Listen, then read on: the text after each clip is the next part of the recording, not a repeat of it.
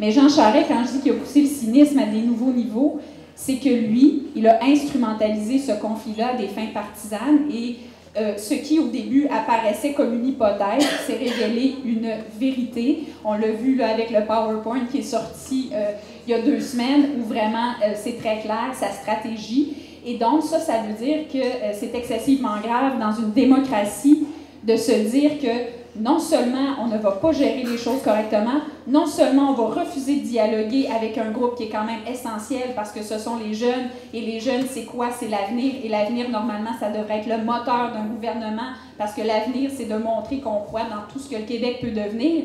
Non seulement en soi, ça c'était source d'indignation incroyable, mais il est allé en rajouter une couche en voulant justement faire en sorte que la crise perdure.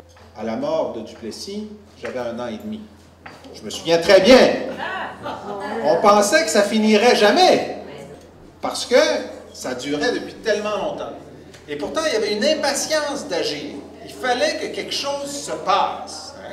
Et si Duplessis s'était représenté à une élection, il n'est pas certain qu'il l'aurait perdu. C'est comme Charest. Il n'est pas certain de perdre. Il n'est pas certain de perdre. Et c'est le drame que l'on vit dans cette année où on veut s'engager pour le changement, où on veut un nouveau recommencement, où on est prêt à faire place nette, on est prêt à nettoyer la politique, à redresser l'épine dorsale de la nation québécoise sur la langue, sur la laïcité, sur l'économie, sur nos ressources naturelles, sur toutes sortes de choses. On se dit, ça devrait être certain que Charest perd. Ça devrait être certain. Et quand on parle du printemps érable, dont on espère que ça va devenir un printemps durable, on se dit, qu'est-ce qui s'est passé cette année, au-delà, c'est pas un prétexte, c'est un vrai combat, celui des droits de scolarité, mais qu'est-ce qui s'est passé pour que la mayonnaise prenne?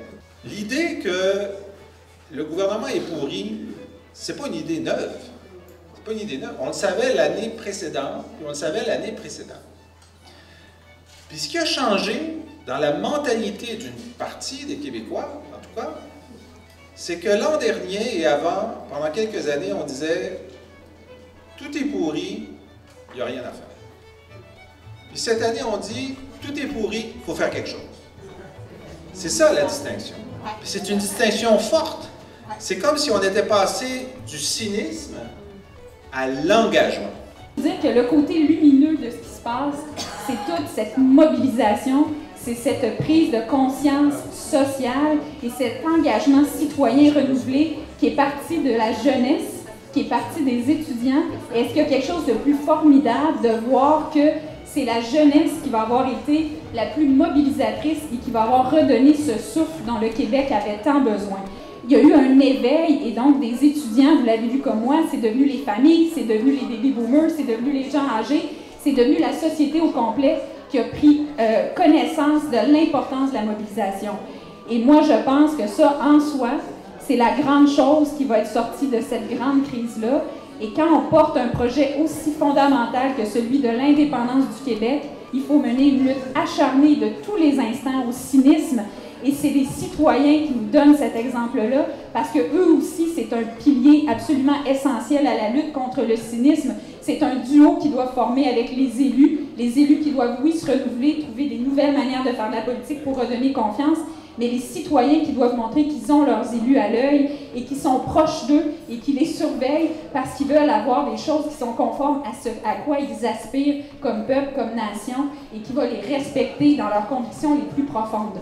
Et la difficulté qui va se présenter peut-être à l'élection de septembre, c'est la difficulté d'enfanter cette nouvelle période positive pour le Québec, cette nouvelle révolution tranquille qui pourrait nous mener à la souveraineté.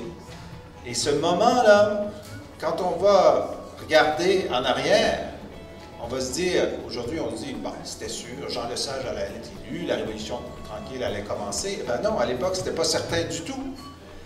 Et il fallait passer ce cap. Et c'est le cap qui est devant nous. C'est le cap du renouvellement du Québec. Alors moi, je pense qu'on va avoir une grande chose qui va sortir de ça. C'est une mobilisation renouvelée c'est un cynisme diminué et surtout, c'est l'avènement du collectif. On va redorer le blason du collectif et ça, c'est fondamental et c'est une condition sine qua non de l'avènement du pays du Québec.